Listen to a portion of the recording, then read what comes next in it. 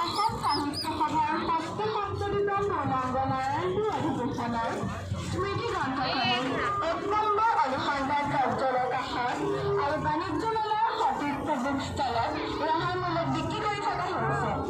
যিসকল সাহিত্য অনুৰাগী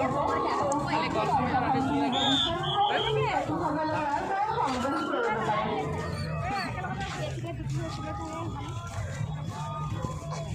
আগলে যামগে আৰু